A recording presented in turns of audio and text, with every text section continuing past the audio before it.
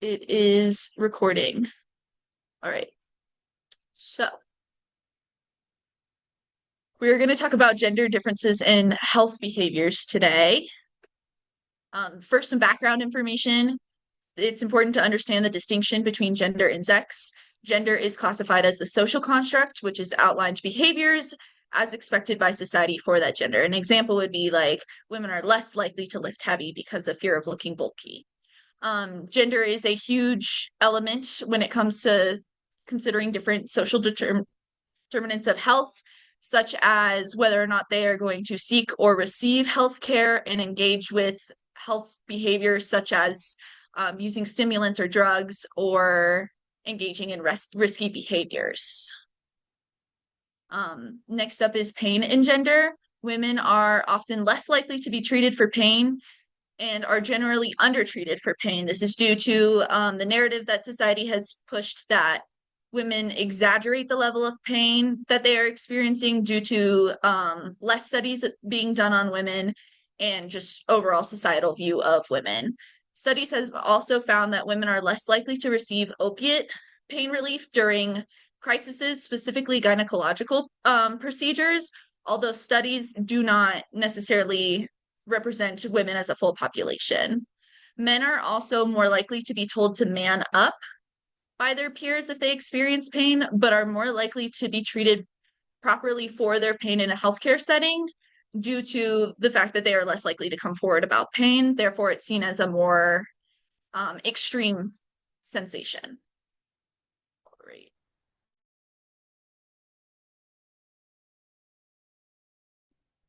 Okay, high-risk behaviors. Males are more likely to engage in high-risk behaviors. These include violence, substance abuse, and dangerous driving. Females exhibit higher levels of of aversion. This is also due to loss aversion. So that is saying that women appraise losses to be worse than men do. Females are found to be more likely to take social risks. So, this is the one kind of sphere in which women are more likely to make a high risk behavior than men. So, they're more likely to take social risks, such as divulging an unpopular opinion or engaging in a behavior of social nonconformity. The reasons for these differences. So, sociocultural factors equate higher risk to be in alignment with traditional ideals for masculinity. Testosterone sensitizes the brain to rewards, potentially causing men to seek out riskier behaviors in which they could be rewarded.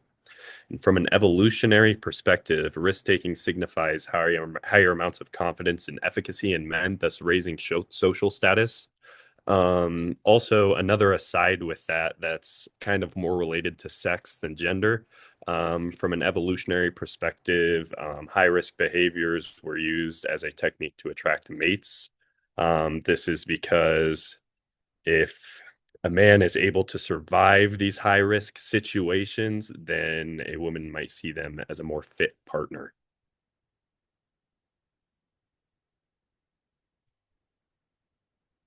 Mental health and stress. So, as far as stress, women are more likely to internalize stress.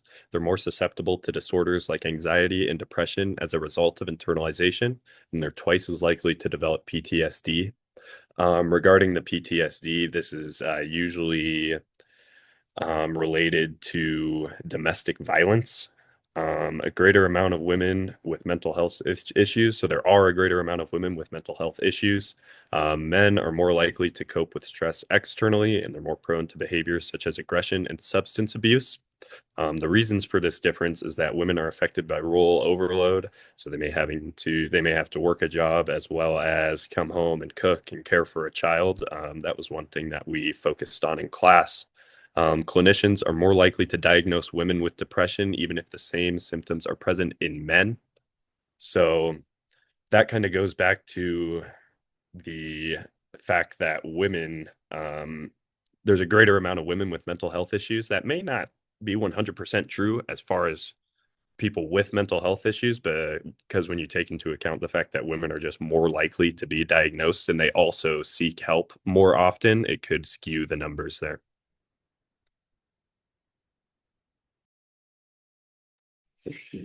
Physical activity. Due to the difference in genetic makeup of men and women, the physical activity will be slightly different between the two.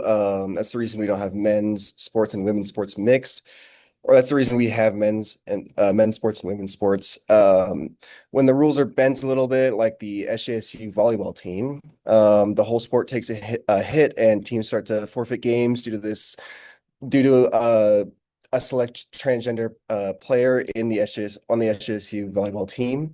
The reason that men's sports and women's sports are separated is due to the muscular anatomy, which I did some research, and in 2023 from the American College of Sports Medicine, they published an article that is called Medicine, Science, Sports, and Exercise.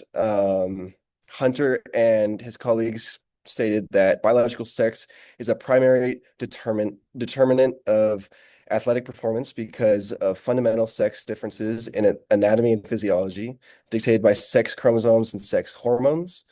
Adult men are typically stronger, more powerful, and faster than women of similar age and training status. Thus, for athletic events and sports relying on endurance, muscle strength, speed, and power, males typically outperform females by 10 to 30%, depending on requirements of the event. And nutrition, generally men require more calories than women. Even if a woman and a man were the exact same weight, height, and age, the caloric necessity would still be higher within a male rather than a female due to the higher muscle density. When you have more muscle mass, your body is able to convert food into energy at a faster rate. I found this on an article by Zawari Krasuna. Sorry if I butchered that, but do men and women really have different nutritional needs was the name of the article covered by the Cleveland Clinic.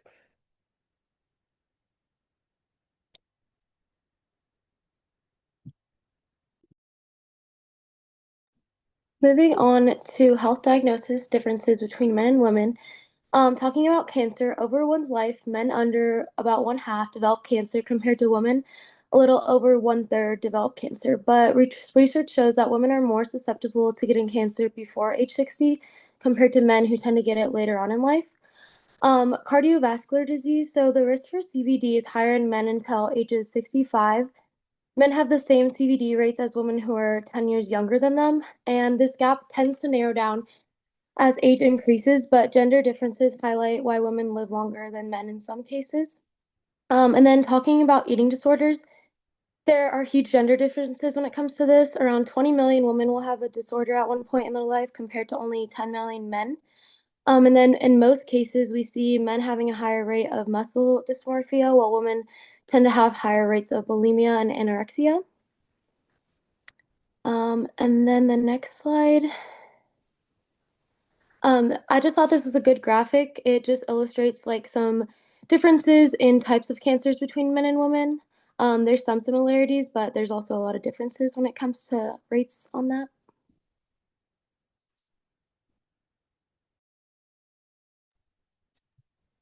Looking towards next steps, something that can be done to address the topic is creating gender-based health behavior models. And this would consist of developing and implementing frameworks that take into account gender identity, social norms, and other health and psychological factors that would help to better predict health choices, as well as intersectional research, which would look like studying in depth how genders are affected by race, socioeconomic status, disabilities, and culture, and how they shape health behaviors.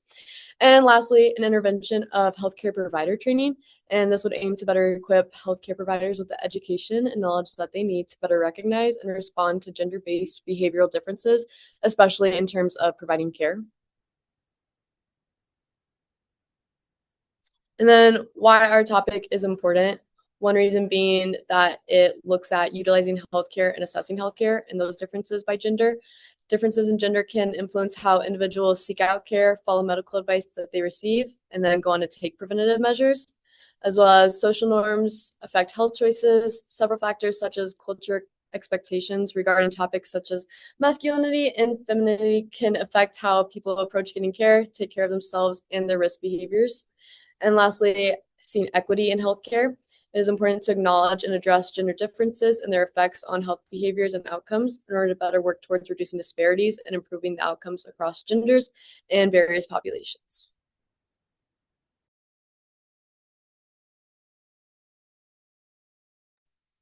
Thank you for listening to our presentation on gender differences in health behaviors.